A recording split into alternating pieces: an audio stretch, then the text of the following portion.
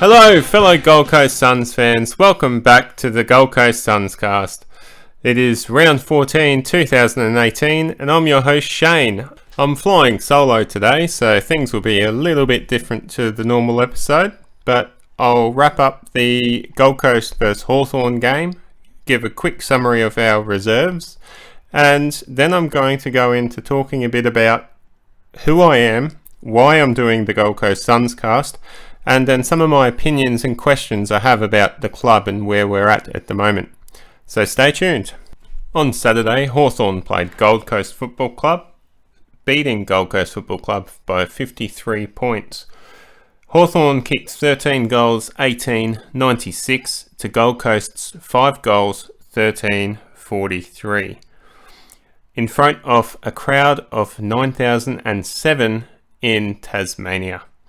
Now, there's been a lot of talk lately of Tasmania having their own AFL team, and a lot of the Victorian biased argument about that is Tasmania has supporters, there's more crowd, more people will show up to games. Obviously, this isn't the case. There have been 5 games at Tasmania this year for an average crowd of 11,843.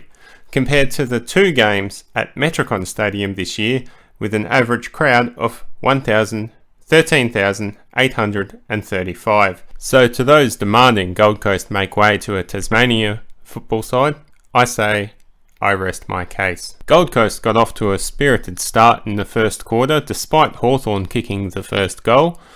Gold Coast followed up with the next 3 majors. It was good to see Tom Lynch and Peter Wright in the same side. It created quite a strong looking forward line that looked damaging and potent every time the ball went in. Both Lynch and Wright finished with 2 goals each for the game. However, our second and third quarter is where the Gold Coast Suns let themselves down. Hawthorn took the ascendancy and started to dominate with 18 scoring shots to the Gold Coast's 7. Despite Jared Lyon's dominance in the midfield with 29 disposals, it was his 55% disposal efficiency which was the telling story, as our midfield failed time and time again to get the ball into attack. Jacob Dawson debuted for the Suns with 11 disposals, Jack Martin had 9 tackles, and Jared Harbrow 23 disposals with a team high 91% disposal efficiency. The Suns were strong, finally winning clearances in this game, breaking a losing streak over the past few months, and the Suns had a season high 15 inside 50 marks, which is the best we've had since round 3 this year against Fremantle, where we had 11. It is the 3rd time we've had double digits for the inside 50 marks category this season. We did suffer an injury in this game with Sam Day suffering a shoulder injury. It looked like it was a possible dislocation of the shoulder. At this stage, the club has ruled him out for the next few weeks and it is being listed as TBA as to his return date. Thompson is also expected back this week after missing the Hawks game with a hamstring strain. From what we hear from the club, it is just precautionary at this stage. And Stephen May looks like he's available for selection this week if he can complete training tonight. That would be a huge bonus for the Suns against Collingwood, having Thompson and May, our 2 key defensive posts, back. And the other big injury news this week is Michael Barlow, returning from facial surgery over a fractured face, is suffering from Bell's palsy syndrome. Apparently, it's a syndrome where half the face is paralysed.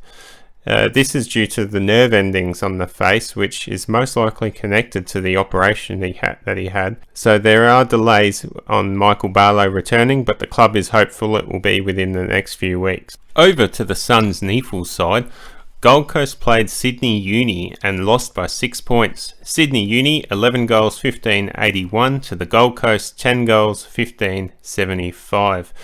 I haven't watched the game, but from all reports, it seems like it was the 3rd quarter fade out again, which hindered the Suns, as they came back strong late in the last quarter to get as close as what they did. Sydney Uni kicked 6 goals 5 in that 3rd quarter to the Gold Coast's 1 goal 6. Brodie had 32 disposals, 10 clearances and 6 tackles, and from what I hear, he was really strong with his leadership in this game, which adds another element the club are looking for. Maybe that's enough for Brodie to force his way into the side. Crossley was man of the match, or close to it, with 25 disposals, 9 marks, 5 tackles, 40 hitouts and 1 goal. He was everywhere. And Cade Kolajasny returned from a concussion with 19 disposals, so it's a strong effort from KK. And Lonergan returned from a hamstring injury with 23 disposals. Everything's looking good so far in the reserve side, apart from the fact we didn't get a win. This week, Gold Coast Suns are back on their home deck, playing Collingwood Saturday night at Metricon Stadium. Collingwood are the highest disposal team, meanwhile Gold Coast are the lowest disposal team, so that shows danger signs for the Gold Coast Suns. May, Thompson and Brodie are all pushing for selection this week against Collingwood, and with Sam Day the only confirmed out, the pressure now falls onto Leslie, Schoenfield, Holman, Young and Riscatelli to keep their spots. Okay, well that's it now for a summary and the preview for next week. There's really not much more to say on the Suns at the moment. It hasn't been fun times as a Sun supporter over the last 2 months, but hopefully that can change. A week is a long time in footy and 2 months could be years in football. So let's move on to something a little more personal, and it's something I've wanted to do for a while now, and that is let all you listeners out there know who I am and why I'm doing this. Okay, well, obviously my name is Shane. I'm in my early 30s and I grew up in Adelaide. I lived in Adelaide till the age of 10 and then moved up here to the Gold Coast in 1996. The move had a huge impact on my young life growing up. It went from playing AFL and cricket every day with my school friends in Adelaide to basically doing nothing at lunches at school up here. It was suddenly a very girls and image based culture I'd moved into from the sport and competitive nature of what I experienced growing up in Adelaide. Years went by and I eventually forgot about football, but in my late teenage years I got back into it, and with the announcement of the Gold Coast Suns, I actually even went as far as signing up to play for a local football team here and having fun, building friendships, being part of a local community again. I followed the Suns right from their inception. I was lucky enough to have a family who purchased corporate memberships, or a couple of tickets anyway, for the first few years, but that didn't last too long. The Suns constantly getting flogged with no sign of improvement put a lot of people off going to the football, especially when it worked out to be about $200 a ticket per game. Still, I supported the Suns and I'd clearly adopted them as my number one team over the Adelaide Crows as early as their first season. So I've been a member of the Gold Coast Suns on and off over the last few years, and with minimal media content coming out of the club over the last few years, I decided it was time to take things into my own hands. I happen to have some recording equipment lying around my house from 15 years ago when I had a brief career as trying to be a musician, and it just seemed to roll from there, with listeners starting to listen and take note and letting me know they enjoyed what I was doing. It really became less of a chore and more of a pleasure just to talk about the football club I love and provide some sort of opinion on what's going on. It was also becoming more and more of a concern for me that there was just a constant increase in negative media coming out from Victoria and other parts of the country about the Gold Coast Suns, and those facts weren't always right. So if the Gold Coast Suns weren't going to come out and dispute those, then I felt it was up to me to try to provide some facts and get a message out there. I know not everyone's going to listen to it, but I just feel better knowing that there is something out there for Gold Coast Suns fans, especially, that might be doubting themselves or doubting the club.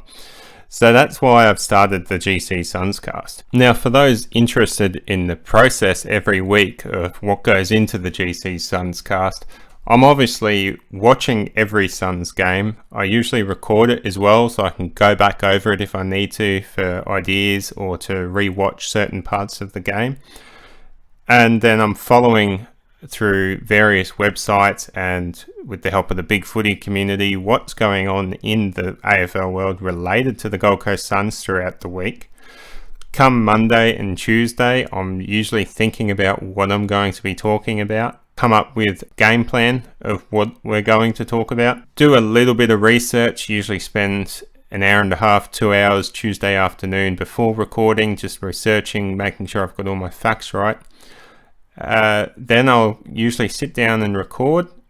Tom joins me most weeks and we chat via Skype for an hour and a half to sometimes 2 hours to just talk about the Suns, go through what we want to say, and then go through and talk about everything as if we're on the podcast live. Then after that, it's another hour, sometimes longer, of me sitting at the computer, editing everything that's been said, and then just cutting out a lot of the filler and a lot of the crap that goes on with the recordings. Then I jump online, send it up onto SoundCloud so that people can start listening to it, and that's it so far. I'd like to get more into the social media side of things and get more reach. I want to have more of an audience with the Sunscast, just get it out there a bit more.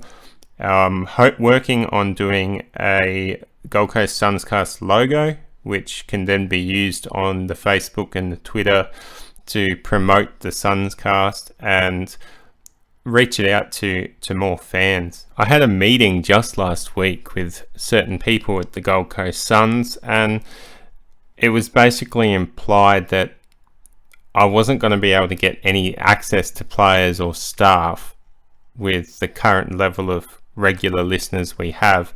So if I can get that level of listeners up to the high double digits, possibly triple digits, then there's a good chance I can go back to the Gold Coast Suns and start to get some sort of media access, interviewing people, even just interview staff members of the Suns to find out what their day job is and what impact they have at the club, because it leads into what I feel the Gold Coast Suns are lacking, and I feel like there needs to be more of a focus on them as a community club instead of a big football business. My main concern there is with a community football club, you know the people, you know the players.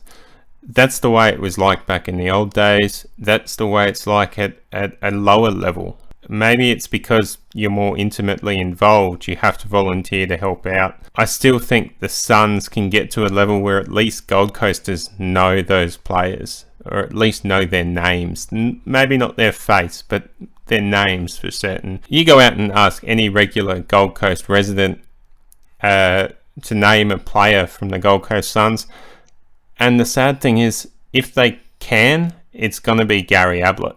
And he doesn't even play for the club anymore. And half the time, the people I've asked, they just say the bald bloke. So they mean Gary Ablett. They don't even know his name. So the Gold Coast Suns really need to get more. They're doing it, don't get me wrong, they're doing a lot of great work in the community with the schools and charities and everything. But Gold Coasters just aren't recognising the players. They're not remembering names. So we need these players out in the community, maybe working with businesses, because that's what happens at a lower level, where junior football clubs are working closely with local businesses because they need that support, they need that help. Maybe the Gold Coast Suns need to target smaller businesses and the local businesses to get their name out there, to get players out there, so people are like, oh yeah, that's Tuke Miller, he's shopping at the Bundle farmers markets. I mean, I'm sure they love the animosity that they get from being up here on the Gold Coast, but at the same time, for the sake of the club and the sake of the engagement with the community, the Gold Coast residents, the Gold Coast pet population need to feel connected to the Gold Coast Suns for them to be successful. Another issue I also brought up in the meeting was the Gold Coast Suns media team. Now, they do a lot of work that we don't really get to see, and that is a bit of a concern. Unless you're jumping onto the Gold Coast Suns website on a daily or every couple of days, you're not getting the full amount of content the Gold Coast Suns media team are putting out there. I mean, I'm personally subscribed to their YouTube channel, but very rarely you get maybe one video a week come through on there, whereas the Suns website literally has 1 or 2 videos posted on a daily basis. Now, I don't know why they're not putting those videos over to the YouTube, but they are missing out on a huge audience by not doing that, and it does make the club look like they're not producing much in the way of media.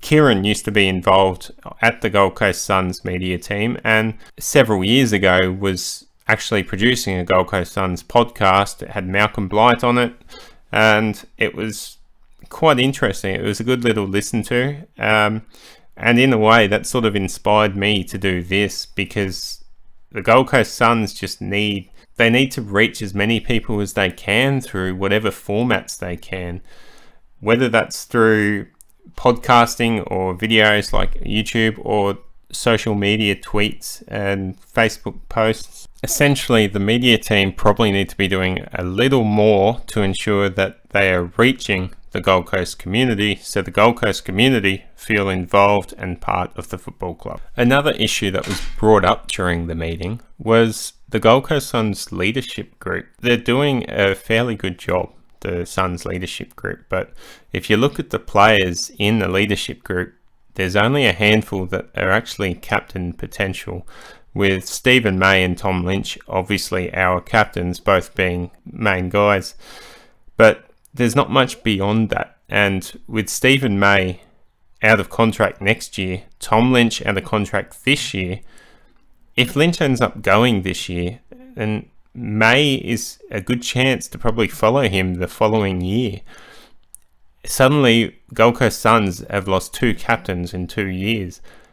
There isn't too many players that would be capable of stepping up and filling that void. You look at a bloke like David Swallow. Yes, he's been at the club for a long time. He bleeds for the football club, but he is more of a reserved player and doesn't have the same demand and talk that a captain needs to have. Another player is Tuke Miller. Now, he has a lot of potential as a future captain of the football club, but is he too young at this stage? He's only 21, I think, maybe 22. Is that too young to be a captain of a football club? Too much pressure for him? Well, it's a big issue for the football club. They are aware of it, and hopefully we'll see something in the off season that will either Lynch will sign and we're safe, or something will need to be done to ensure we have captaincy and leadership at that football club, not just in the AFL, but in the NEFL level as well. Now, finally, just want to address the future of the club as well. That was a big topic, and there were issues as late as last year that were major problems at the football club. They are now being addressed, and it's looking bright, but it is going to be a long road ahead. The club obviously doesn't want to be seen as putting the blame onto others, despite the constant media pressure and media talk that is what they are doing. In fact, that is not what they are doing. They're very tight-lipped on this subject. With the Tasmanian talk that's been in the media a lot lately, they just laugh that off. They know what the club is giving to the community. They know that the level of participation in AFL in Queensland has gone through the roof and is invaluable to the AFL as a whole. And over time, the talent will be there, that there'll be just as many Queenslanders as there are South Australians or West Australians playing at the elite level in the competition. Financially, all the AFL clubs receive handouts, some more than what the Gold Coast do, but the Gold Coast are working hard to secure better financial outcomes from playing games, to have profit so they can start investing back into the community. So to summarize, I have complete faith in the leaders of the Gold Coast Football Club in Tony Cochran, in Mark Evans, in Stuart Dew, and the staff behind them supporting them. There will still be changes at the end of the year from what I can gather, and there still are players that need to lift or improve their game and maybe take a more professional approach to their life. But the Gold Coast Suns are heading in the right direction, and over time, might take a year, it might take 2 years, but over time we will see results on field and off field for the Gold Coast Suns. Well, thanks for joining us today. I hope what I've had to say has been insightful and provided some new information to Suns fans. I will be at the Gold Coast v Collingwood game at Metricon on Saturday night, and it looks like I could even be on the field as part of the Guard of Honour. If you see me, be sure to say hi. At this stage, I think I'll be wearing jeans, a black jacket, and my son's beanie and scarf, so if you happen to spot me, feel free to say hi. I'd love to have a chat. Well, that's it. Thanks for joining me. Go Sunners! Thanks for listening to another episode of the GC Sunscast. If you like what you hear, please get involved in our small community over on bigfooty.com on the Gold Coast board. Chat with myself, Sunners, and Tom, 17er, as well as dozens of other Gold Coast fans. You can reach me on Facebook or Twitter at 32bitshane, or email me 32bitshane@gmail.com with any queries. Leave a comment or review on iTunes and SoundCloud, or a donation on Patreon. Just search GC Sunscast. Donations are in US dollars and will go towards reliable tech and hosting the podcast so listeners have access to our earlier episodes. Thanks again. Go Suns!